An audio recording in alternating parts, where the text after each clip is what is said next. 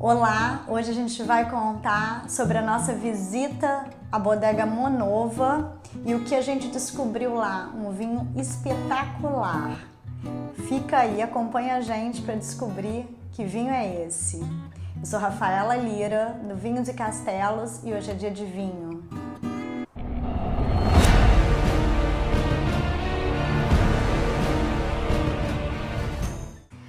A Bodega Monova, ela fica no município de Monova, na província de Alicante, na comunidade autônoma de Valência, aqui na Espanha. E ela pertence à denominação de origem Alicante, que tem 8 subzonas, e ela fica na subzona de Vinalopó Médio. Essa bodega ela faz parte da Ruta do Vinho de Alicante, que tem também a região de Val del Pop, de La Faz del Pi, Vilhena, aqui onde a gente está, que é Salinas, também Paguaenhas, Barbarroja, Pinosso. Aliás, a gente está aqui em Monova. Petrer, Elche, Novelda. Então, assim, é uma ruta muito interessante de vir para conhecer várias bodegas. Tem castelo também, que a gente vai mostrar no próximo vídeo aí do canal. O castelo que fica em Vilhena. A Bodega Monova, ela tem seus próprios vinhedos. E lá eles cultivam 3 variedades. A Syrah, a Riesling, que inclusive eu vou deixar aqui nos cards nosso vídeo que a gente fez sobre a Riesling lá da Bodega Monova, e a Monastrell, a uva que gera o vinho Fondillon, que a gente já vai explicar o que é esse Fondillon tão surpreendente. E a Monastrell, ela é uma variedade que ela é autóctona dessa região valenciana. E internacionalmente, ela é conhecida como Mourvèdre. Ela é uma cepa, né, uma variedade que se desenvolve muito bem nessa região, ela é muito bem adaptada ali, né, por causa do clima, que é seco, bem quente.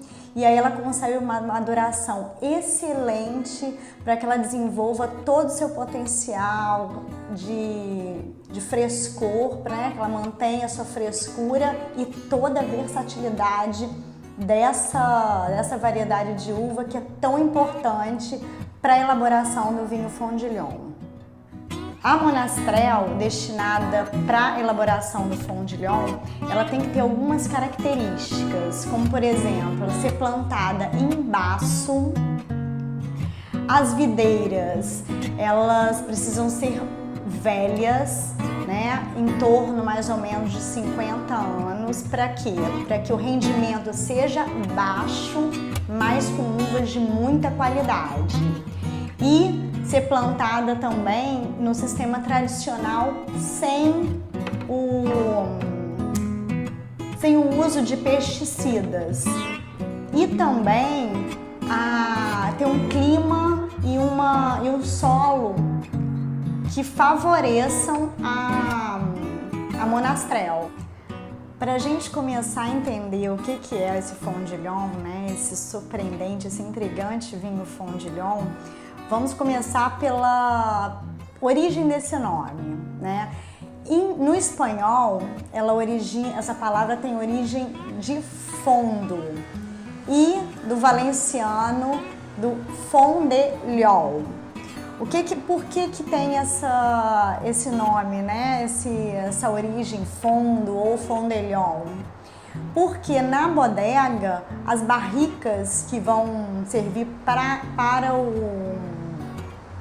a criança, para o envelhecimento desses vinhos, elas são tão grandes, a gente vai ver mais na frente, a gente vai explicar como são as características dessas barricas, e elas são bem grandes e elas são colocadas, elas eram colocadas antes, uma ao lado da outra, indo em direção ao fundo da bodega. A produção do vinho, na verdade, começa lá no vinhedo. A monastrell, ela é colhida, né, a época da vendímia, ela é realizada quando as uvas estão sobremaduras, quer dizer, passaram do ponto de colheita, né, de maduração, ótimo, de maduração. Elas ficam um tempinho a mais. Para que isso? Para que elas concentrem uma quantidade maior de açúcar, elas vão perdendo água e concentra também outras substâncias como os antocianos que são responsáveis pela coloração. Então o que acontece? Ela fica ali no pé. Na verdade, as videiras têm essa característica, né? Conforme as uvas seus frutos vão madurando, vão amadurecendo, elas não caem do pé. Elas ficam ali, continuam ali no cacho, então e vão concentrando todo esse açúcar, essas substâncias colorantes, que vai ser importante para a fabricação desse vinho. E essas uvas, elas são chamadas de uvas passificadas, né? Porque elas são, na verdade, uvas passas. Após a colheita, ela vai sofrer uma fermentação alcoólica e o enólogo vai interromper quando atinge 17 graus de volume alcoólico, essa fermentação é interrompida, ficando ali em torno de 35 gramas de açúcar residual. E esse vinho, ele vai ter o quê? Uma coloração púrpura, aromas característicos de frutas, né? Aquele caráter bem frutado, e depois da fermentação ele passa para o processo de envelhecimento, que é aí que está toda a diferença do fondilhon. E então ele vai passar para o processo de criança e só vai poder receber o nome de fondilhon, ele só recebe esse nome de fondilhon depois de uma década de envelhecimento, de no mínimo uma década. Cada região vinícola costuma ter suas barricas com certas características específicas, e para o envelhecimento do fondilhon também tem barricas específicas, que são tonéis de 1.732 litros e meio, né, feitos de madeiras originárias dos Estados Unidos e do Canadá. E dentro dessas barricas a gente vai encontrar uma parte sólida que é formada por precipitações de matérias colorantes, e a parte líquida, que é o vinho propriamente dito. E é sobre esses tonéis centenários que vai descansar, que vai dormir, envelhecendo os vinhos fondilhon. E o que acontece aí nesse envelhecimento? Tem substâncias que são chamadas antocianos, que eles fazem juntamente com seus irmãos leucoantocianos uma transformação da coloração desses vinhos. Quando eles chegam, eles são o quê? Púrpura. Lembra aquele vinho que eu falei lá naquelas características daquela vinificação? Então, eles vão mudando essas substâncias, os antocianos com os leucoantocianos, eles vão fazendo essa transformação na coloração desse vinho, de púrpura para ocre, âmbar. E outras mudanças também vão acontecendo, por exemplo, das substâncias voláteis, aquelas que dá aroma, dá o gosto do vinho. Antes, né, ele tinha o vinho, antes do envelhecimento, ele tinha todo aquele caráter de fruta madura, de uvas passas. Isso vai sendo transformado para características mais de aromas, de café moído, aquele café que a gente acabou de moer, e também de avelãs torradinhas, né, de avelãs torradas, aquele cheiro característico.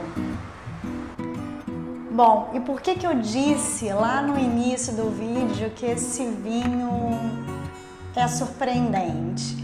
além de todo esse envelhecimento específico, toda essa alquimia que acontece, eles ainda contam uma história pra gente de como eles chamam esse vinho, esses tonéis e esse envelhecimento, que para mim parece um poema.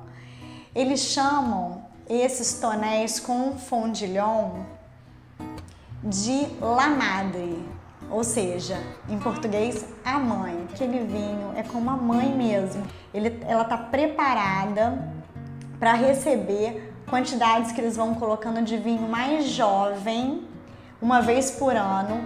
É colocado um vinho mais jovem ali dentro e todo aquele conhecimento, aquela experiência daqueles vinhos, daquela mãe, vai sendo passado para aquele vinho mais jovem, né? Que geralmente são jovens com 10 anos, em média, até poderem ser colocados ali sobre aquele vinho mãe.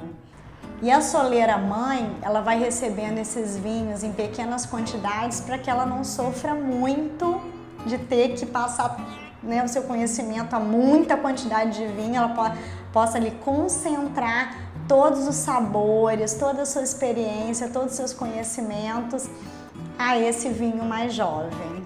E isso para mim foi carregado de uma beleza, né, que até emociona a gente. Quem gosta de vinho, quem é apaixonado por esse mundo, vai descobrindo todas essas histórias, cada vez surpreende a gente mais. Quanto mais a gente vai conhecendo, vai descobrindo sobre os vinhos, mais histórias surpreendentes como essa a gente aprende, a gente escuta por aí. E isso tudo acontece, essa alquimia toda desse envelhecimento, que é realmente uma verdadeira alquimia o que acontece ali dentro daquelas barricas. Elas acontecem em um local da bodega Monova que se chama sacristia. Realmente é um lugar sagrado para eles, onde tem os tonéis centenários de Fondillon, os vinhos mais velhos, os mais especiais. E a gente encontra ali na sacristia tonéis de 1930, por exemplo, que resistiram às guerras. E toda barrica, quase todas as barricas dali, sempre tem uma história contada pelo enólogo pra gente quando a gente vai fazer a visitação. Esto en castellano se llama agraz, de agrio, acordaros. Y en valenciano se llama cabrerot, de cabra, un cabrerot de cabra. ¿Por qué? Cuando acababa la vendimia, el dueño del viñedo deja entrar al pastor con las cabras y le limpia, a que se coma todo lo que ha sobrado. Y de paso, pues si alguna cabra deja algo, mejor para la tierra, sí, sí, es un abono natural. A gente super recomenda a visita à Bodega Monova. Primeiro, porque o enólogo que nos recebeu no dia, o Rafael Poveda, ele, além de contar toda a história da bodega, como é feita a vinificação, a criança, né, que é o envelhecimento do Fondillon, ele também é cheio de histórias da região, da terra. É aquela pessoa apaixonada pelo que faz e por todo o entorno, né, por todo o povoado ali onde a bodega está inserida. É uma aula sobre vinho, sobre história da região, é fantástico. E outra coisa também que a gente recomenda muito, além do enoturismo, é a gastronomia de alicantina, que é deliciosa, né? Além dos mariscos, dos frutos do mar, tem uma coisa imperdível, que são os arroces, né? Como eles chamam aqui, que é o arroz de coelho e caracol. Nossa, acompanhado de um bom vinho, é maravilhoso.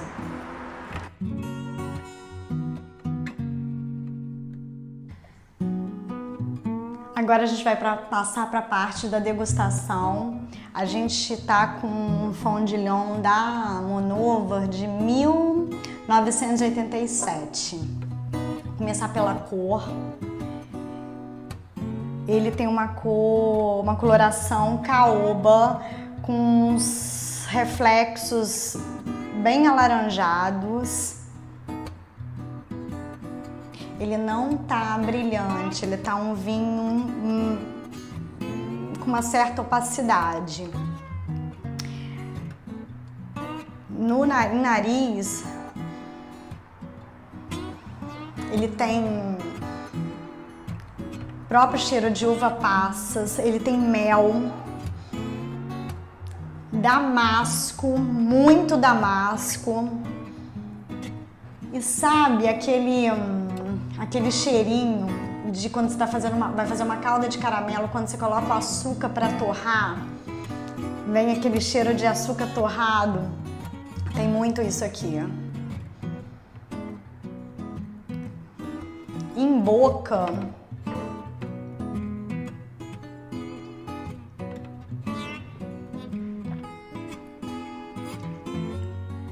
ele tem uma entrada suave, fresquinho, fresco mesmo, elegantemente doce, não é aquele doce que trava, ele tá muito elegante.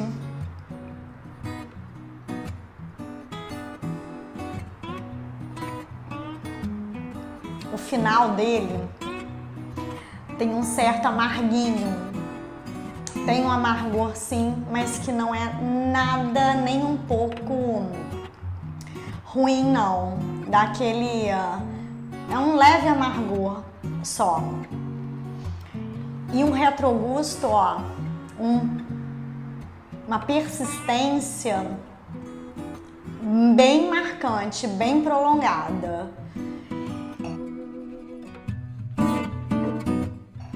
E a gente eu harmonizaria esse vinho da seguinte maneira, saindo totalmente do convencional que a gente adora aqui no canal.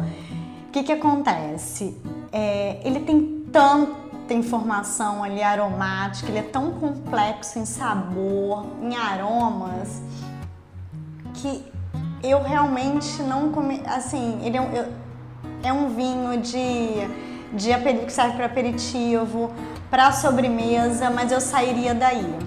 Eu colocaria ele na mesa com umas amêndoas torradas e um queijo roquefort e pegava alguém que a gente gosta de conversar, de bater papo e ficava ali batendo papo e tentando descobrir tudo que esse vinho entrega, todos os aromas, porque com certeza se ele ficar aqui mais um pouquinho e a gente continuar bebendo, a gente vai ver outras notas aí, outros aromas, outras coisas. Delicioso!